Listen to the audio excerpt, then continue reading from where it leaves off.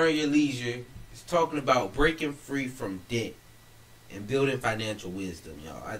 That's definitely something that's important. Y'all know I like to always end this show off with something financial, because you can't be the richest Steve in Atlanta without, watching out for your future. So that's what I like to do at the end, is watch out for my future. And, listen to some folks who they doing the thing. And they saying breaking free from debt is building, financial wisdom. It's building free from financial wisdom. And this is something that, dang, all these people names be going right in and out of my head, y'all. It be going right in and out of my head.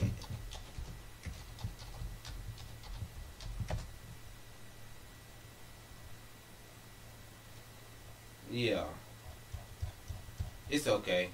They gon' say who it is.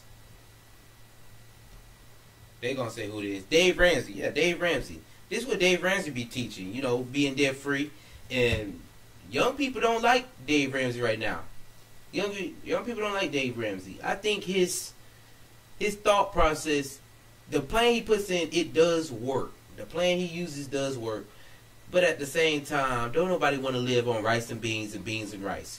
We still want to enjoy our money while we young. But as young people, we need to look at it and still be planning for our future. And that's why we about to watch this segment right here from Earn Your Leisure. And let's just go ahead and see what they have to say, y'all. Let's talk about some personal finance tips. The perpetual debt trap, right? This is good. This is good stuff. So where we going with the weddings? Yeah, I looked at this. You want to read it all? Because I'm checking off like, damn, did that. $50,000 weddings. That's actually cheap. That's on the cheap side. It is. $50,000 weddings, $500,000 in mortgage, $500 a month car note. That's cheap too. Your car note, yep. Most car notes ain't really $750 now. Yeah, $750. I think that's the average. That's like the Corolla. $100,000 in student loan debt. God. And then we didn't even calculate credit card debt in this situation either. So that's probably true. For the average American, that's probably around $5,000 to $10,000 in credit card debt. Yeah. Golly. Welcome to America. I just want to replay that, y'all, because that is crazy. That's how much debt people have built up on the back end right now. They said $50,000 from a wedding on the low end. Come on, y'all. Come on, $50,000 for a wedding on the low end? You must be out your mind. On the low end. For people to come have fun and turn up, they might not even care. That's a $500,000 for your mortgage. This is crazy. $100,000 student loan. God, I feel dang. Y'all see how I said it's still like a point in people's life student loan? This older people. This older people with that. That's older people with that. $700 a month for your car. It is crazy. It is crazy. We're gonna replay that. Replay that right from the jump. Stuff. So where we going with the weddings? Yeah, I looked at this. You want to read it all? Because I'm checking off like, damn, did that. $50,000 weddings. That's actually cheap. That's on the cheap side. It is. $50,000 weddings, $500,000 in mortgage, $500 a month car note. That's cheap too. Your car note, yep. Most car notes ain't really $750 now. Yeah, $750. I think that's the average. That's like the Corolla. $100,000 in student loan debt. Oh, heck no. And then we didn't even calculate credit card debt in this situation either. And that's not so that's probably for the average American, American, that's probably around $5,000 to $10,000 in credit card debt. Yeah. Now, walking around with that much debt is ridiculous. That is crazy. How much in the negative we are. No wonder this recession made everybody kind of, you hear recession, you get scared because you putting out so much already, you already putting out. You ain't got nothing in your pocket. That's why Dave Ramsey teaches about what he teaches about, because this is actually kind of what happened to him. He's making all this money. He's in so much debt that when it goes down, the shit burns. He ain't got nothing to stand on. He ain't got nothing to stand on. Because you so over leveraged, it's ridiculous. Good or bad debt. Having too much debt in general will have you feeling like, especially when it's going down, I have to make this payment. I'd be looking like, I got to make this payment. That's literally what I'd be thinking all the time. If something was to happen, how am I going to actually make this payment? First thing I start thinking about, okay, well, while things is going good right now, I need to get out of as much debt as possible. Credit card debt will never touch my pockets. That will never touch my pockets. It's way too much. It's way too high to be paying that stuff. At what? I think mine, because I'm so young and I don't really have no credit history, one of the cards is like 30-something%. Ain't no way. 30-something%? Y'all know how much that is? Ain't no way. Welcome to America. Mm-hmm. Right? America. American dream turned to a nightmare real fast. You know what's crazy about this? So we was in Ghana, and they was explaining to us, and same thing when we was in the UAE, but they was like, but in Ghana they don't have the same understanding of debt that Americans have. They're like, if you want a house, like let's say the house costs $300,000, you buy the house for $300,000, right? Like you save, you get other family members involved. Have like if your car costs 30, like you buy the car, right? Like even if you rent, you pay like 2 years in advance on the rent, right? So it's like you putting down a down payment pretty much to actually rent. Yeah. Their understanding of debt structure is completely different. Where Americans, you're actually taught to put as little money down as possible. And there are some benefits with that, obviously, as far as leveraging. I get it, real estate plays, but everybody's not Don Peoples. Let's just be honest, right? Everybody's not Don Peoples. Most people are looking to put as little possible because they don't have any money. Yeah. It's the I don't have enough play, so let me put as little bit as possible, and then I'll pay the rest on the back end. And that has led, over $1 trillion, I think, in debt for the country as far as credit card debt. America, which is insane, is in shambles, and it's getting it from its leadership. When you look at the country, is borrowing trillions of dollars, and every level of American society, we live on debt, from the United States government to states, to businesses, to households, to individuals. The cities, even Houston said the number of money in Houston. Houston's broke right now. Yeah.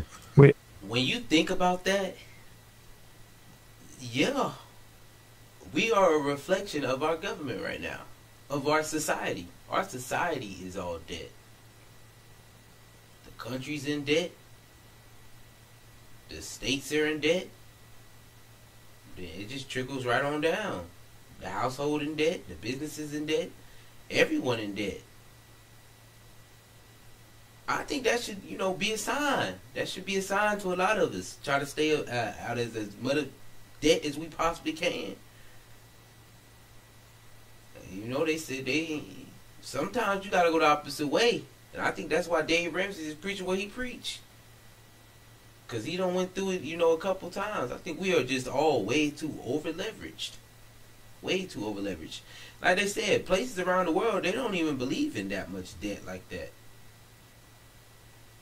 They don't believe it. But here in America, we all in debt up to our, we swimming like this, trying to stay afloat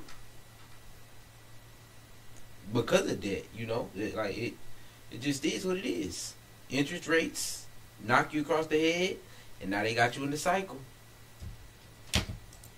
We're all in a big Ponzi scheme of debt, and what's the deal for that? I think going back to basics, try and pay off your car. I know we brought it up on Blackout. Even if you got a lump sum of money, should you pay it off? And then people are like, no, but if you get a 2% rate, I'm like, no, like the 2% rates are gone. I don't know if you guys have looked the news, but quantitative easing is over. So, but banks do this to enslave you. And if you look at how can you have any money if you have $150,000 in student loans, a $800 car payment? We're not even going to talk about childcare and childcare services. I think the number one goal has to be to put money into places that are going to grow for you. And like we talked about before, keeping those expenses low. Even on the media side, most of the companies that went out of business had incredibly high overhead. I remember, I'm sure Joe told you this when y'all had the interview with him. Spotify had a town full of content houses, actual houses that look like Big Brother, before they signed anybody to put in the houses to film. $27 million loss. So you got all the lighting and all that. That's good. But no content to come out of it. And I think the blueprint has to be low overhead, high income, and 50% of that money invested. I keep saying everyone talks badly about Dave Ramsey, but that model works. There's some flaws in it for sure. But for his business to be debt free and for him to be debt free, there's a benefit for being debt free when things go wrong. So we got to replace these high cost weddings and even on the fashion spending, what's the quote? You're buying things to impress people that don't even know you. We have to stop pushing that narrative, and I think we have to go to a zero debt model. Country, like at this point, I don't know when debt costs are going to be normal. For us to have $1 trillion plus in credit card debt with interest rates going higher, no good political leadership, but Vanguard and BlackRock gonna get paid. That's why I keep telling y'all, invest in Vanguard and BlackRock. Here's one of the Ian Dunlap, he hit it across the head. He hit it pretty good across the head for all of us to learn something. I think we are definitely over leveraged. Everything we have is about having debt now. Everything.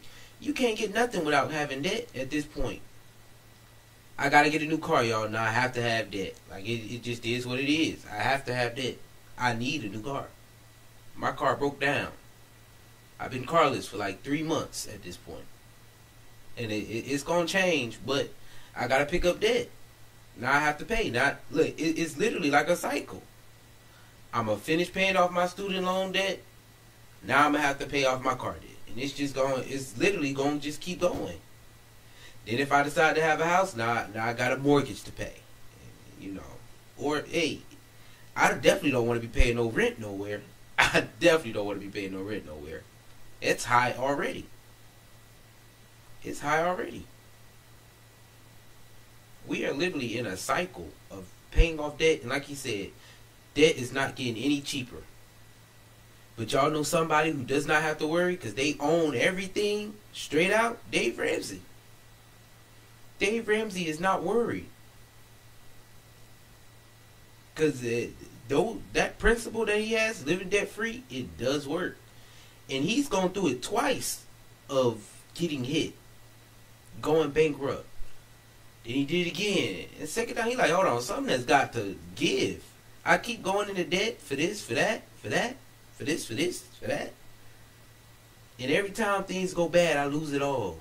Of course, it was easy for him to get it back because he was already rich, basically. He went and wrote a book about it, and he get all the money. But we can find somewhere in the middle of where we are actually actively paying off our debt, so that we aren't too over leveraged at the end of the day.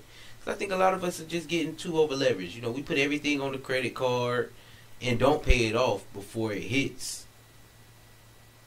That's one thing. Don't pay it off before it hits. That's why Dave Ramsey say don't even have a credit card, because you're going to let it sit. Don't even have a credit card. It's just going to sit. And yes, interest rates have been going up. They're going up. So now you have to pay more for the debt that you have. So Ian Dunlap, he hit it pretty good across the head, in my opinion. The best way to help clean up your credit? What's that? It's extremely complicated, but I'll kind of make it easy as understand as possible. It's called pay your bills on time. It's called the pay your bill on time play. So it's like, you know, it's one of these things, right? Where very few. Yep. This is breaking news shit. Like, hey, groundbreaking. Pay your bills on time. Keep the bills low. So the thing about let that settle in for a There second. go one. Keep your bills buy low. my ebook. The thing about it is that at some point in time, you got to realize to live within your means, right? Or under, yeah. Pay for things that you can afford. Wait to buy things that you can't afford, right? Because even with the mortgage thing, they're like, well, mortgage interest is a tax write-off. Okay. Yeah. The interest on your mortgage is tax write-off, but you're paying $6,000 a month for your mortgage, and you're paying $2,000 a month for property tax, and you're paying $1,000 a month for shrubbery, and you're paying $500 landscaping, for your electrician, for your electric bill, and housekeeping. And then so where's the write-offs in these situations? That's how they get you. So you get to write off. You're spending $10,000 a month. You get to write off $1,500, and you think that's the best thing that's ever happened in this world.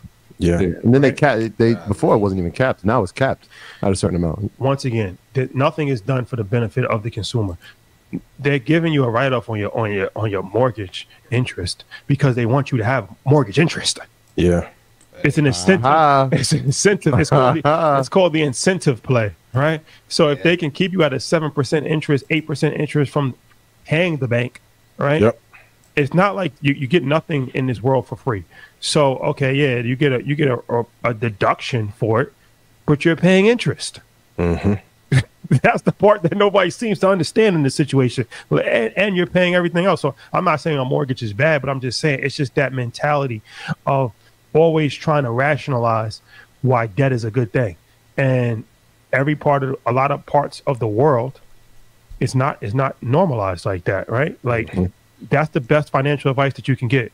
Pay your bills on time. Don't buy things you can't afford. Don't borrow money unless you know you can pay it back.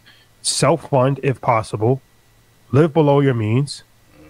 Don't live up to expectations of others. Don't try to impress others. Don't buy depreciating assets over the course of time. Invest money in things that will go up over the course of time. I mean, we can make this a little bit more complicated, but ultimately it comes down to some self-discipline here. Yeah, and I think that to bring up, that's definitely what it comes down to. I think that's what it is. We as Americans of the African diaspora, that's what we live to do. Live above our means. Wearing this, we gotta have this, we gotta have that. When really you can't afford it. You can't afford it. We want too much. All the time. We are living way above our means. And if you need some help on how to live below your means, video last week on that. Video last week posted on the page. Called Living Below Your Means. That is what it is. And it starts with having a budget so you can see where your money going. That's where it starts.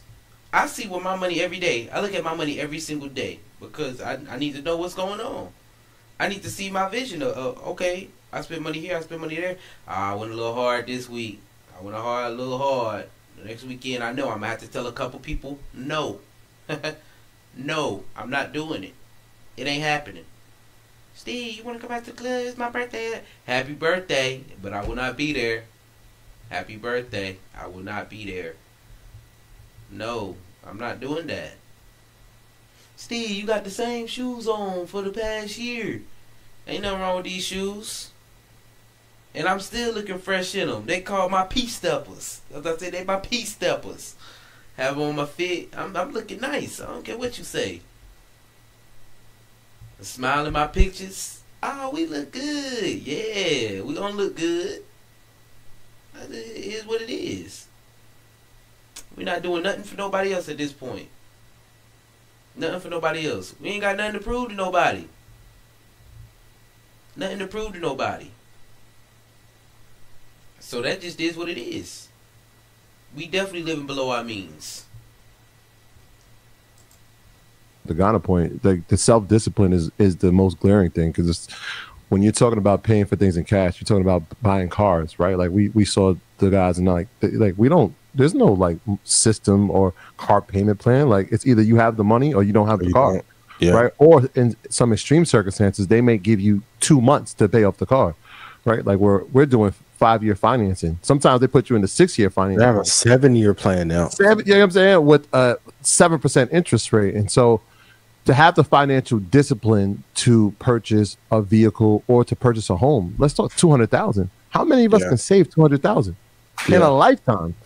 Yeah. You're watching people do it before they hit 30. And so the discipline that it takes to do that. But I'm interested, right? Because if that was the perpetual death trap, then like, what's the blueprint for the new trap? Because I feel like $100,000 in student loan, we can give solutions for that, right? Like maybe school is not the thing, or maybe if you're going to go to school, take the community college play or stay local or live at home. Like there's solutions for that. But like when you're talking about mortgages, do we have to find the income level that makes it necessary to rent or buy? Like what would be the families have to go back to living together, and that's another issue we have to discuss. Like it's being forced. Like, isn't it that way anyway? Right? Like if we watch more kids that are graduating with high levels of debt coming out of school, I've seen people $1,200, $1,500 a month in student loan. That's rent. You can't do both, right? So it's I have to go back home. But if your parent has been renting, maybe there isn't a home to go back to. So it gets tricky, right? Like So what are like, and this is just like open ended. Like what would be like the blueprint for this to create a new system, right? To not fall in that debt trap. Paying your bills is one. We got like what else do we think? I mean, we got to realize too, when even on a self-discipline side, we're fighting against the banks that own the media that make the propaganda for it to be cool to go into debt. Like we can have a whole argument around how hip hop has driven consumerism to a whole bunch of shit that we don't need. Got to start a business early, have to invest early. That's why these conversations are incredibly important and giving a blueprint for what to do. But just realizing like all debt is, and I know people like there's good debt, there's bad debt. That shit sounds good until you have to pay it. Do. To those of you that are paying $15,000 a month in good debt, man, it sucks. I'm saying you if it's coming out of your business or your personal, it doesn't feel good when that money is constantly being going out of your account and then the money isn't coming in as fast. I think we have to focus a lot more on not having debt, and then we have to go back to multi-generational family living and succession planning. But I think that's a tough thing in our community because a lot of the families are not getting along because Instagram has replaced the family reunion. Boy, that's a good one. That's a good one. That was good right there. The new plan is to get the hell out of debt. That's the new plan. The new plan is to get out of debt, y'all. We not falling for the trap no more. We can't fall for that trap no more. The new plan is to get out of debt, and like they said, staying generational housing. People staying in a family, staying in a house for long-term periods of time, y'all. The best thing I did after college was come home. The number one thing I did after college was come home. That was the best thing. Why? My bills are low. I'm not paying $2,000 a month. And yes, I'm rounding up for y'all. Some of y'all am not rounding up. I'm not paying $2,000 a month to live on my own outside of my parents' home just because you want some freedom or you want a little bit that. Y'all know real freedom is having money to spend on stuff. That's real freedom right there. Real freedom is having money to spend on stuff. Not no, I got a piece of sound, but like he said, one thing, families arguing. Y'all can't get along these days. Families can't get along these days. Families cannot get along these days. So that's one thing, and I blame that on both sides. Parents and kids. Parents and kids. You know? Everybody want to do their own thing. Don't nobody want to, help out the home. Parents being too strict on their adult kids, trying to control their adult kid life. And kids, you can't have any you don't want any rules at all. There is definitely a happy medium, but that's beyond the point. And then staying out of debt. Stay as close as possible out too. And if you get some, be like a a lion attacking a gazelle, get that thing up out of there. I feel like some of the best things I did was literally when I came out of school, moved home. I moved home. But like I said, my parents helped out on that. My parents, they ain't overbearing. They're not trying to control their adult child, you know. You let your adult child live their life because that's just it. Adult, you know, adult child. Not your kid no more. Not a little kid anymore. They still your child. Not no little kid no more. Gotta let your kid live their life. That's one thing. Moving home, like I said, but my parents helped out on that. And the next thing is paying off this debt. I'm always attacking debt. I'm always attacking debt. So when that interest start hitting on everybody else's student loan, they, oh man, it's growing. Mine never grows. It's no way it can at this point. Like, yeah, it can, but it's so low at this point. It ain't. That thing ain't growing. And every time it try, knock it across the head, just like that.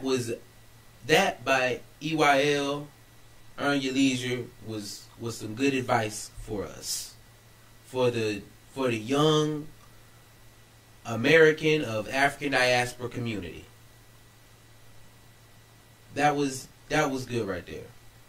That was good right there. Let's check out these comments. What's up, y'all? I see y'all in here. Appreciate the support.